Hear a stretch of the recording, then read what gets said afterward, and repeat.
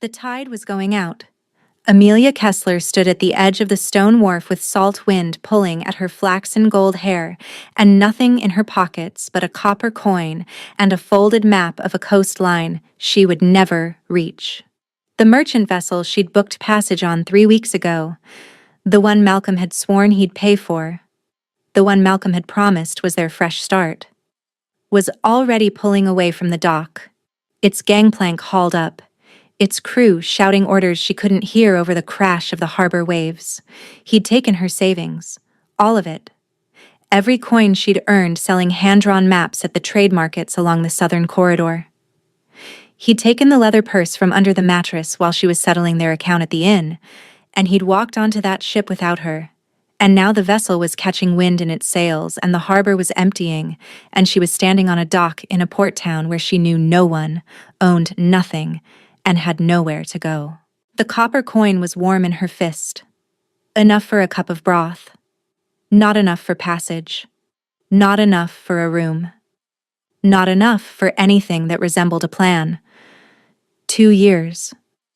She'd spent 2 years with Malcolm Cray, following him from town to town because he'd said he knew where the work was. Because every time she'd thought about leaving, he'd looked at her with those washed-out blue eyes and said, "Where would you even go, Amelia?" Like the question was an answer. Like her silence proved she belonged to him. The merchant vessel was rounding the breakwater now. She watched it go and waited for the panic to come. It didn't. What came instead was a stillness so absolute it frightened her. The numb, flat clarity of a woman who had finally hit the bottom. She was alone. She was stranded. She was free. The harbor was busy despite the early hour. Porters hauled cargo, gulls screamed overhead, and fishing boats lined the inner docks with their catches laid out in ice-packed crates. Amelia pressed her back against a mooring post and tried to think. She could sell her satchel. The canvas was good quality, and there were 3 finished maps inside. Hand-inked coastal charts she'd drawn herself. She could get maybe 8 coins for the lot. Enough for a room and 2 meals. Enough to buy herself 1 day to figure out the next one. She was reaching for the satchel strap when the shadow fell across the dock. It wasn't the shadow of a fishing boat. It was too large for that. Too heavy. Too deliberate. The kind of shadow that belonged to a vessel built for distance, not for netting mackerel in the shallows. She looked up. The ship was enormous. 3-masted, dark-hulled, with sails the color of deep charcoal trimmed in bronze. It cut through the harbor entrance like a blade through still water, and the dock shuddered beneath her boots as it eased into the berth directly in front of her. No shouting from the crew, no wasted motion, just the creak of rope and the groan of timber and the heavy splash of the anchor dropping into the harbor floor. The gangplank came down, and the man who walked to the top of it stopped the breath in her chest. He was tall, broad through the shoulders in a way that spoke of labor, not just breeding, and he wore a midnight navy wool coat that hung open over an ivory linen shirt unlaced at the throat. His hair was iron black, cropped close at the sides with the longer top wind-swept back from his face, and his jaw was set in a way that suggested he'd been clenching it for the entire approach. A bronze compass pendant glinted at his collar. His boots were tall, leather, sea-worn, and they made no sound as he descended the gangplank with the kind of authority that didn't need announcing. But it was his eyes that caught her. Deep iron, dark as the anchor chain coiled at the bow of his ship, and fixed, entirely, unmistakably, on her. The world tilted. Not metaphorically. The dock beneath her boots, which had been rocking gently with the harbor swell, went still. Completely, impossibly still. The wind that had been tugging at her hair settled. The gulls overhead went quiet. Even the crash of waves against the stone breakwater seemed to soften, as though the sea itself had taken a breath and held it. She grabbed the mooring post, steadied herself against the sudden absence of motion. "You," the man said. His voice was low, rough-edged, like salt had gotten into it and stayed. He was standing at the base of the gangplank now, 10 feet from her, and his iron eyes hadn't blinked. "You're the one standing here like the dock owes you something." "It might," she said, because her mouth had apparently decided to keep working even though her brain had stalled. "I've been standing on it long enough." Something shifted in his expression. Not a smile. Not quite. A crack in the granite, maybe. A fault line that suggested warmth somewhere beneath all that stone. "Where are you headed?" he asked. "Does it matter?" "It does, if you want to get there." She looked at the ship behind him, at the dark sails and the bronze fittings and the crew that had stopped what they were doing to watch their captain talk to a woman on the dock who clearly had no business being there. She looked at her own hands, ink-stained, calloused, empty. "North," she said. "Thornwick.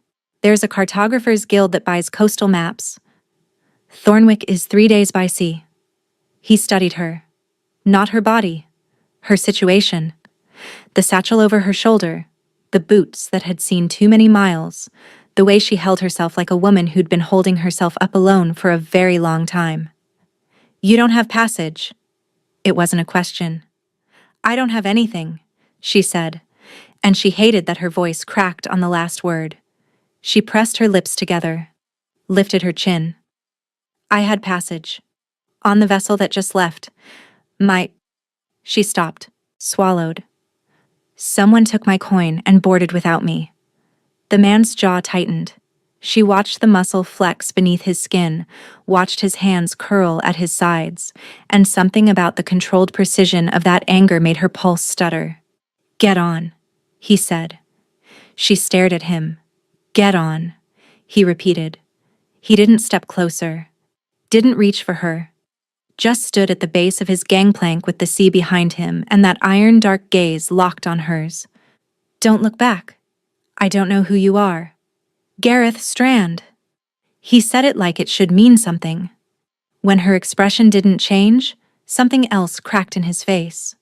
Surprise, maybe, or relief. "I'm headed north past Thornwick. You'll have a cabin, meals, and safe passage. No cost. Nothing is free. This is." Pauses. "I don't take payment from people who've been robbed." The word hit her like a stone in the chest. Robbed. Not abandoned. Not left behind. Not any of the softer words she'd been using to avoid the sharp one. Robbed. Because that's what Malcolm had done. He'd robbed her. She looked at the harbor behind her, the empty dock, the town she didn't know, the copper coin still pressed into her palm, warm and useless and small. Then she looked at the gangplank, at Gareth Strand and his iron eyes and his open coat, and the way the dock had gone still the moment he'd stepped onto it. She walked toward him. One step, then another. Then she was passing him on the gangplank, close enough to catch the scent of salt and wood smoke and something deeper, something warm, and the world steadied further with every step she took toward his ship. Like the rocking she'd been feeling her whole life wasn't the sea at all, like it was everything else. He fell into step behind her. She heard his boots on the planks, heard him say something to a crew member in a voice too low to catch, heard the gangplank creak as it was hauled up behind them. She didn't look back. The cabin was small but clean, a narrow bunk with a wool blanket the color of storm clouds, a writing desk bolted to the wall, a porthole that let in a disk of pale morning light. When she sat on the bunk and pressed her hands to the mattress, she realized she was shaking. Not with fear, with the aftermath of it. The delayed understanding that she had just boarded a stranger's ship with nothing but a copper coin and 3 maps, and the stubborn refusal to wait for someone to tell her what to do next. A knock at the door, firm but not aggressive. She opened it. Gareth stood in the narrow corridor with a bowl of stew and a heel of dark bread balanced on a wooden tray. He held it out without ceremony. "Galley doesn't open for another hour," he said, "but you look like you haven't eaten since yesterday." She hadn't. She took the tray. Their fingers brushed over the rim of the bowl and the world lurched. Not the ship, not the sea, but something inside her. A settling. Like a compass needle finding north. The stew sloshed, and she gripped the tray harder, and Gareth's hand tightened over hers, steadying it, steadying her. And for 2 full heartbeats they stood in the doorway of a tiny cabin on a ship she didn't know, connected by a wooden tray and a silence that felt like the deepest breath she'd ever taken. He let go first, stepped back. The settling faded slightly, like a tone dampened, but not silenced. "We dock at Greyport in 2 days for supplies," he said. His voice was rougher than before. "Thornwick is a half-day past that." "Thank you." He nodded once, turned, made it 3 steps down the corridor before he stopped. "The person who left you." He didn't turn around. "Did he know what you are?" "What I am?" "A cartographer." "Did he know you could draw?" She blinked. "Yes." "Then he knew you could find your way without him." Pauses. "He left because he was afraid you'd figure that out." He walked away. She stood in the doorway holding a bowl of stew that was still warm and felt, for the first time in 2 years, like someone had said the thing she hadn't been able to say to herself. By the afternoon, she'd eaten, slept, and emerged onto the deck with her satchel and her ink pot. The coastline was sliding past on the port side, rocky cliffs giving way to sandy beach, then cliffs again. She found a spot near the bow where the railing was wide enough to brace her sketch pad against, and she began to draw. Coastlines, the shape of land meeting water, the depth markers, the hidden shoals and inlet mouths that could save a sailor's life or end it. Her hand moved without thinking. Ink on parchment. The world making sense the only way she knew how. She didn't hear Gareth approach. She felt it. That settling again. The deck beneath her feet going impossibly steady. The wind dropping. The constant low roar of the sea softening to a whisper. Like the world was holding its breath because he was near. "You're charting the passage," he said, leaning against the railing beside her. Close, but not touching. The compass pendant at his collar caught the light. Force of habit. She didn't look up from the parchment. "I chart everything I pass through. It's how I pay my way. These are better than what my navigator uses." She glanced at him. He was studying the map, not her, and there was something in his expression she hadn't expected. Respect. Plain and uncomplicated and real. "Your navigator uses royal charts," she said, because she'd noticed the crest on the ship's log when she'd passed the captain's quarters. A wolf. Bronze against a dark field. She'd seen that crest before. On trade coins, on border markers, on the seals of documents that moved through port towns like the one she'd just left. "These are the Alpha King's charts." He didn't deny it. "You're not a merchant captain," she said. "No. Gareth Strand. The Strand family holds the Northern Territories." Her hand had stopped moving. The ink was drying on her nib. "You're the Alpha King of the Northern Coast." "I am?" She put the pen down, looked at him fully for the first time since she'd boarded. Really looked. Past the open coat and the sea boots, and the roughness she'd mistaken for common labor. The way the crew moved around him. The way no one had questioned his order to bring a stranger aboard. The way he stood at the bow of his ship like the entire vessel was an extension of his body. "You could have told me on the dock." "Would you have gotten on?" She thought about it. "No. That's why I didn't tell you." He turned to face her, and the iron in his eyes had warmed. Not softened, not gentled, but warmed, like metal held near a flame. "You needed the choice to be about you, not about me." Something cracked in her chest. Not broke. Cracked open. Like a door she'd nailed shut 2 years ago when Malcolm first told her that her maps weren't good enough to sell, that she was wasting her time, that she should let him handle the money because she didn't understand how the world worked. "I don't need rescuing," she said. Her voice was steady. "Barely." "I know." He looked at the map she'd drawn. The coastline rendered in perfect, meticulous ink. "You need a ship. That's different." That night, she couldn't sleep. The cabin was warm. The bunk was soft. and the anchor bond hummed at the edge of her awareness like a low note held on a string instrument. She could feel him somewhere above her on the deck. Not his location, exactly. His steadiness. The weight of him in the world. Like a fixed point on a map she hadn't finished drawing. She pulled on her boots and climbed to the upper deck. He was at the stern, alone, leaning on the rail with his coat pulled close against the night wind. The stars were thick overhead, a spill of light across the dark. The sea was calm. The ship barely moved. "Can't sleep either," she said, coming to stand beside him. "I don't sleep well on still water." He glanced at her. "The bond does that. Quiets the sea when we're near each other." "You know what it is?" "I know what it feels like." He was quiet for a moment. The compass pendant caught starlight. Like the world stops rocking. Like everything I've spent my life bracing against just settles. She gripped the rail. "I thought it was the ship." "It's not the ship." They stood in silence, the kind that didn't need filling. The kind that existed between two people who'd both spent too long in loud rooms with the wrong company and had forgotten what real quiet sounded like. "Malcolm," she said. She hadn't planned to say his name. It came out like something dislodged. "He told me my maps were a hobby, that no one would pay for a woman's cartography. He managed the money because I—" She stopped, pressed her lips together. "Because I let him." Gareth didn't speak. He waited. She could feel him waiting. Not impatiently, not like a man biding time until he could talk. Like a man who understood that some things needed to be said into open air before they could be released. "I drew the route for the entire southern corridor," she said. "Every inlet, every depth marker, every hidden reef from Ashport to the Widow's Teeth. He sold them under his name, kept the payment, told me we needed it for passage north." Voice breaks. There was never a we.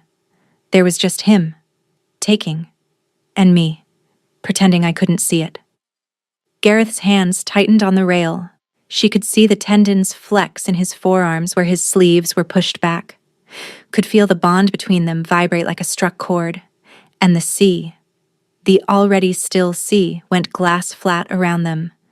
Not a ripple, not a wave. The water reflecting the stars so perfectly, it looked like the ship was floating in the sky. "Where is he headed?" Gareth asked. His voice was low, controlled, the kind of control that had weight behind it. "South. Pensford, maybe. He has a cousin there who runs a trade house. Then he'll have to pass through my waters." Something in his tone made her look at him. His jaw was set. His iron eyes were dark. "Maps sold under a false name in the Northern Territories is fraud. My territory. My law. I don't want him punished. I want him gone. He will be. But the maps are yours, Amelia. Your hand, your work, your name. That doesn't get erased because a coward put his signature on it." It was the first time he'd said her name. She felt it in her sternum. A vibration, a warmth, a steadying that went deeper than the bond and further than the ship and settled in a part of her she'd been protecting so carefully that she'd forgotten it was there. She turned to face him. He was already facing her. "Why did you stop at that dock?" she asked. "You weren't scheduled to port there. Your crew was surprised." He held her gaze, the stars reflected in his iron eyes like navigation points on a chart she hadn't drawn yet.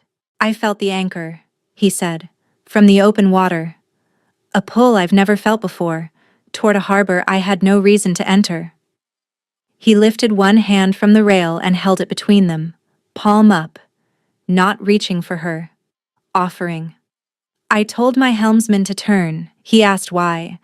I said because something was waiting for me." Her throat tightened. "You didn't know it was a person. I knew it was you." Whispers. "I just didn't know your name yet." He kissed her. Not suddenly, not with the desperate urgency she'd expected from a man who radiated that much controlled power. He kissed her slowly, deliberately, one hand rising to cup the side of her face, his thumb tracing the line of her jaw, and when his mouth met hers, the bond between them opened like a held breath released. The ship, the sea, the sky all going so perfectly, impossibly still that she could hear his heartbeat. Or maybe it was hers.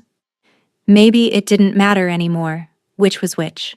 She leaned into him. Her hands found the front of his coat, gripped the rough wool, and the world beneath her feet was more solid than any ground she'd ever stood on. Not because of the ship, because of him. Because the thing she'd spent 2 years looking for in the wrong person, steadiness, safety, the simple feeling of being somewhere she was meant to be, was standing right here in a navy coat with salt in his hair and her name in his mouth. He pulled back just far enough to press his forehead against hers. His breath was uneven. His hand was trembling where it cradled her face. "Stay on the ship past Thornwick," he said. "I have maps to sell. Sell them from the ship. Sell them from my kingdom. Sell them from anywhere you want." His thumb brushed her cheekbone. "Just don't get off." She closed her eyes, felt the anchor bond humming between them like a held note, felt the sea, steady and calm and impossibly flat, cradling the hull. "I'll think about it," she said. He smiled. She felt it against her forehead. "That's not a no. It's not a yes either. I'll take it." They stood at the stern until the stars began to fade and the eastern horizon turned the color of old brass. He didn't let go of her hand. She didn't pull it away. Greyport was loud. After 2 days of open water and the humming stillness of the anchor bond, the supply port hit Amelia like a wall. Gareth had gone ashore to meet with the harbor master, and Amelia had taken her satchel into the market to see if anyone needed a coastal chart. She was at a cartographer's stall negotiating a fair price for her work. Hers were better than the printed maps on display, and the shopkeeper knew it, when she heard the voice. "There you are." Her blood went cold. Malcolm Cray stood at the edge of the market square with his hands in his pockets, and that smile on his face. The one that looked easy and warm from a distance but up close was all calculation. His faded tan jerkin was wrinkled. His cream shirt was stained at the cuffs. He looked exactly like what he was. A man who wore borrowed clothes and spent other people's money and never understood why it ran out. "The ship put in at Greyport instead of Pensford," he said, walking toward her. "Lucky, isn't it? I was worried I'd have to backtrack to find you." "Find me?" She couldn't keep the disbelief from her voice. "You left me on a dock with nothing." "I left to secure our position. I was coming back for you, Amelia. I always come back. You took my money." "Our money." He corrected her gently, like he was explaining something to a child who didn't understand yet. That tone, that patient, condescending tone that she'd swallowed 1,000 times because fighting it felt like more work than agreeing.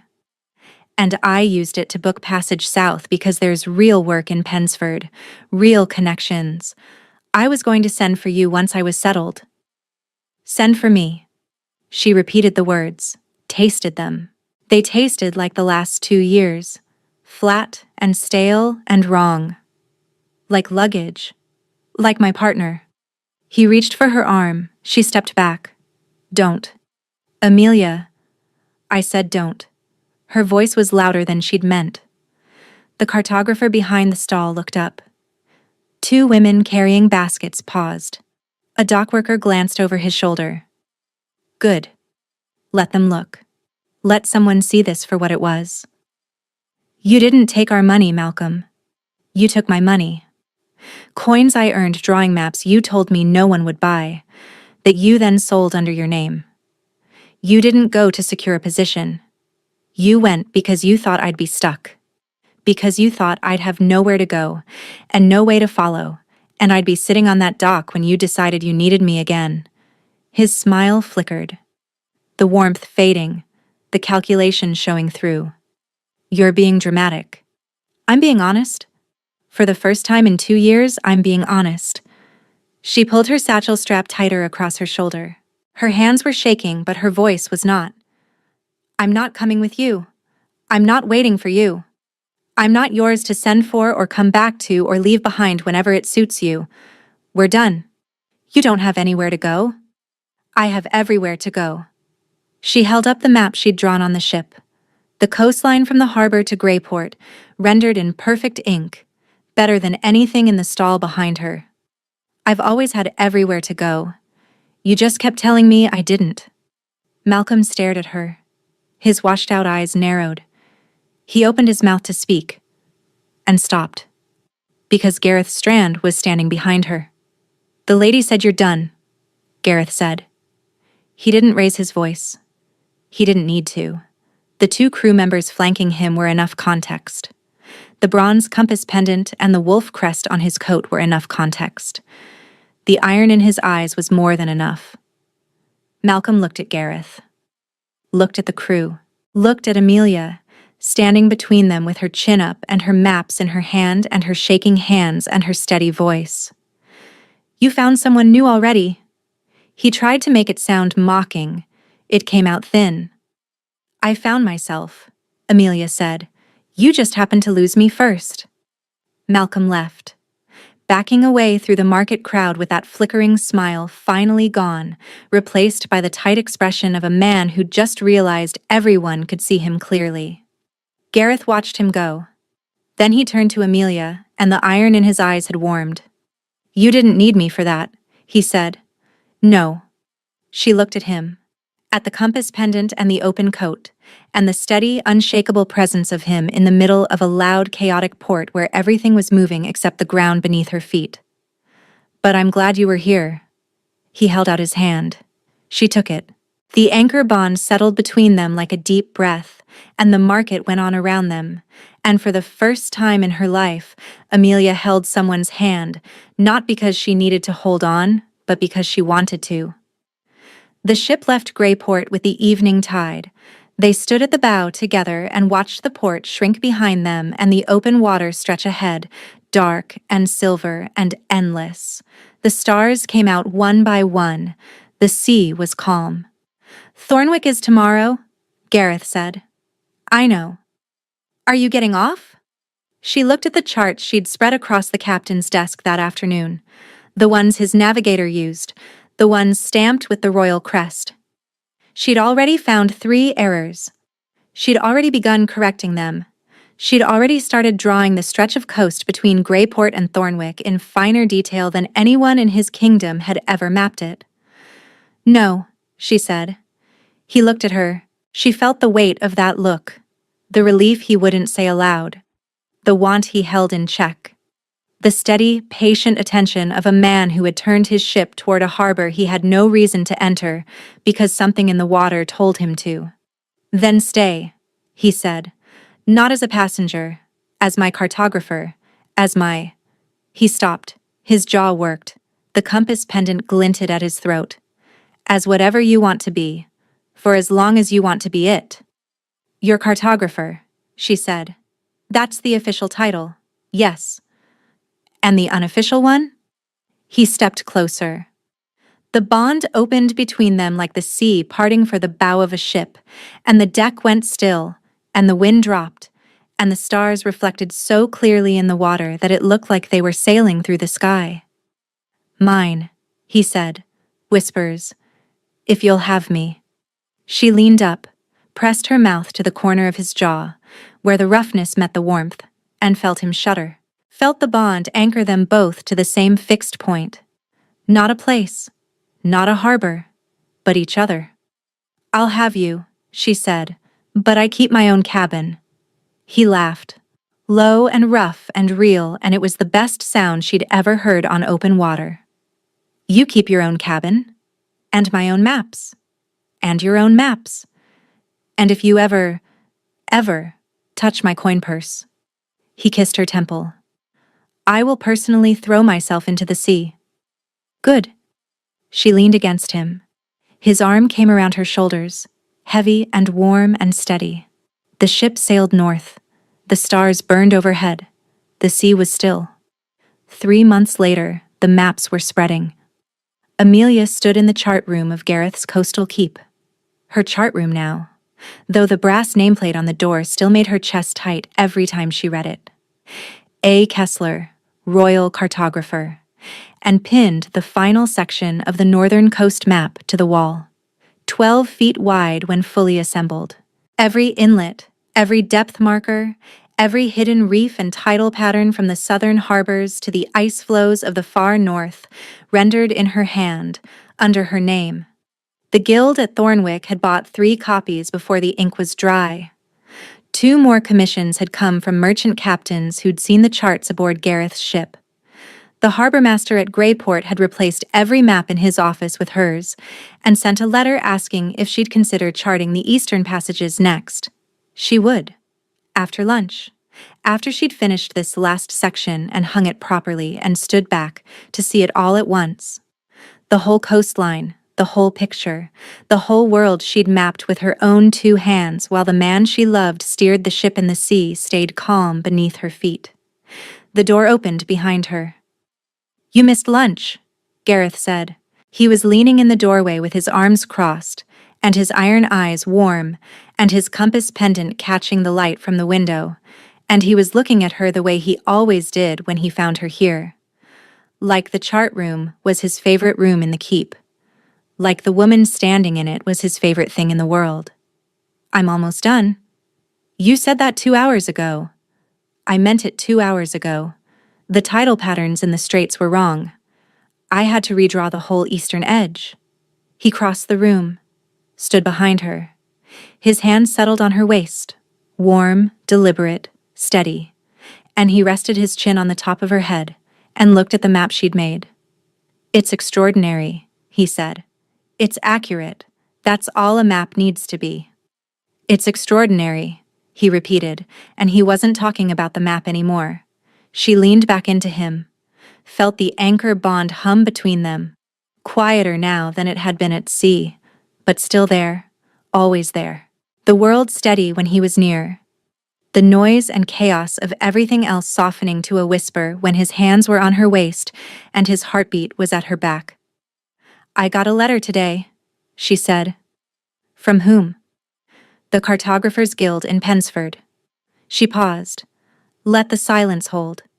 "Malcolm tried to sell my old maps there under his name. They recognized my hand. The guildmaster in Thornwick had sent them samples. They rejected his claim and banned him from the guild hall." Gareth's arms tightened around her. "Good.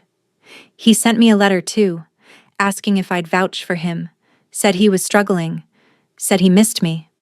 She reached up and placed her hand over Gareth's where it rested on her waist. "I used the back of it to test a new ink formula. It bled everywhere. Ruined the whole page." He laughed.